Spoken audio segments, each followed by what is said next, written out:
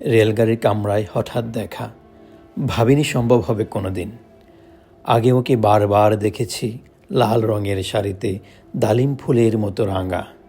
আজ পরেছে কালো রেশমের কাপড়, আঁচল তুলেছে মাথায়, দোলন চাপার মতো চিকন গৌর মুখখানি ঘিরে।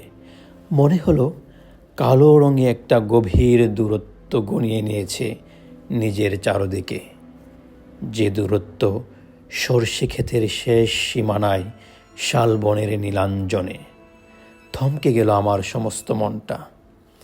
চেনা লোকটাকে দেখলেম অচেনার গাম্ভীর্যে। হঠাৎ খবরের কাগজ ফেলে দিয়ে আমাকে করলে নমস্কার। সমাজবিধির পথ গেল খোলে। আলাপ করলেম শুরু, কেমন আছো, কেমন চলছে সংসার ইত্যাদি।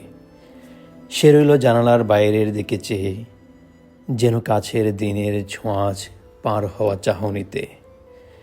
দিলে অত্যন্ত ছোট দুটো একটা জবাব, কোনটা বা দিলেই না। বুঝিয়ে দিলে হাতের অস্থিরতায়, কেন এসব কথা, এর চেয়ে অনেক ভালো চুপ করে থাকা।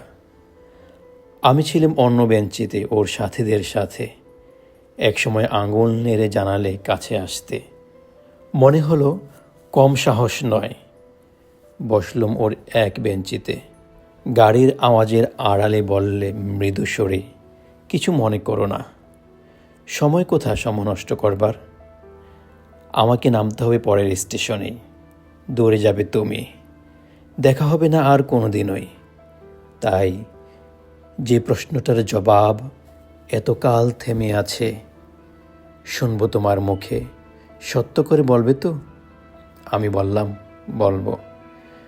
বাইরের আকাশের দিকে তাকিয়ে শুধলো, আমাদের গেছে যেদিন একেবারেই কি গেছে, কিছুই কি নেই বাকি। একটুকু রইলেম চুপ করে, তারপর বললেম, রাতের সব তারাই আছে দিনের আলোর গভীরে।